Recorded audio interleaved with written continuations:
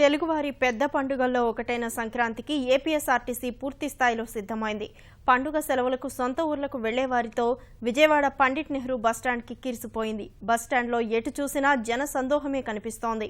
ప్రయాణికుల రద్దీకి తగ్గట్లుగా దూర ప్రాంతాలకు అదనపు సర్వీసులు నడుపుతున్నట్లు ఆర్టీసీ రీజనల్ మేనేజర్ రామారావు తెలిపారు.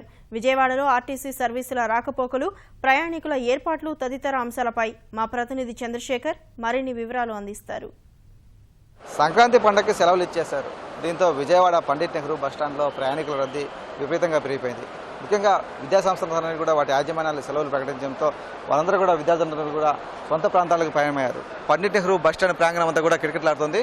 ఈ సంక్రాంతి పండుగ సందర్భంగా సొంత ప్రాంతాలకు వెళ్ళే వారి కోసం ఈ ఆర్టీసీ అధికారులందరూ కూడా ప్రత్యేకమైనటువంటి ఏర్పాటు చేశారు. మామూలు సర్వీసులతో పాటు అదనపు సర్వీసులు కూడా ఏర్పాటు చేసి ప్రయాణపరంగా ఎలాంటి ఇబ్బందులు లేకుండా విధంగా చర్యలు చేపట్టారు. మనతో పాటు ప్రస్తుతం కృష్ణా జిల్లా ఆర్టీసీ రీజనల్ మేనేజర్ రామారావు గారు ఉన్నారు. సార్ చెప్పండి, ఎలాంటి ఏర్పాట్లు ఈ సంక్రాంతి పండుగ సందర్భంగా చేయడం జరిగింది? ఈ సంక్రాంతి సందర్భంగా మనకి మేజర్గా హైదరాబాద్ నుంచి విజయవాడకి, అలాగే నెక్స్ట్ బెంగళూరు, చెన్నై నుంచి కూడా విజయవాడకి వస్తారు. దాని సందర్భంగా మనం 6వ తారీఖు నుంచే స్పెషల్స్ని హైదరాబాద్ నుంచి ఓపెన్ చేయడం జరిగింది. మన రెగ్యులర్గా ప్లాన్లో 6th నుంచి 11th దాకా డైలీ 40 బస్సెస్ ఓపెన్ చేసాం. బేసిక్గా అంత డిమాండ్ వాటిని అక్కడ పంపడం జరిగింది బుకింగ్ని బట్టి. అదేవిధంగా 12th నాడు హెవీ డిమాండ్ ఉంది. అక్కడ మనం ఒక 80 వెహికల్స్ బుక్ అయినాయి. అవి కాకుండా ఇంకో 15 బస్సులు మన రెగ్యులర్గా 198 బస్సులు కాకుండా ఈ 100 బస్సులు కూడా మనం పెట్టడం జరిగింది. అలాగే బెంగళూరు, చెన్నై కూడా 12వ తారీఖున ఎడిషనల్ బస్సులు అటు నుంచి ఒక్కొక్క 6 బస్సులు పెట్టడం జరిగింది. మనకు అలాగే విజయవాడ నుంచి ఈరోజు మనకి స్కూల్స్ అవుటింగ్ ఇచ్చారు. విజయవాడ నుంచి మేజర్గా మనకి రాయలసీమ సెక్టర్కి ఈరోజు ఎక్కువగా ఉన్నారు. 85 బస్సులు మనం ఇక్కడ నుంచి ప్లాన్ చేసి బుకింగ్ చేయడం జరిగింది. అదేవిధంగా విజయవాడ ఈ రీజన్ నుంచి కూడా 66 కాకుండా ఇంకో 20 బస్సులు ఎడిషనల్ పెట్టడం జరిగింది.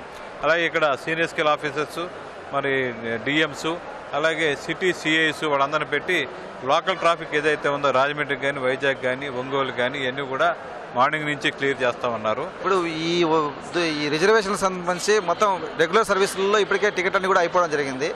మరి అదనపు సర్వీసుల్లో ఛార్జీల పరంగా కొంత పెంపు ఉంటుందా ఏంటి? దానికి సంబంధించి వివరణ ఏంటి? అదనపు సర్వీసులు మన డౌన్లో ఎంటీ వస్తాయి కాబట్టి మనకు యాజ్ పర్ రూల్ ప్రకారం మేము పెట్టడం జరిగింది. అది 1.5 ఇది జీవో ఇస్ దేర్. 1.5 అబవ్ ఉంటే కనుక రాంగ్, కానీ 1.5 జీవో ఉంది. మేము ప్రైవేట్ ఆపరేటింగ్ వల్ల ఆపర్చునిటీ కాదు. We announced this 1.5 1 month back.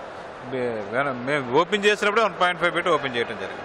ఇప్పుడు సంక్రాంతి పండుగ అయిపోయిన తర్వాత తిరిగి వెళ్ళే ప్రయాణికుల కోసం ముందస్తు ప్రణాళికలు ఏంటి ఆర్టీసీకి? మేజర్గా 15, 16 నాడు డిమాండ్ ఉంది మాకు. మేము ఆ రోజు ఇక్కడ పిఎన్బిఎస్ నుంచి ఒక 102 బస్సుల్ని మేము ఓపెన్ చేయడం జరిగింది.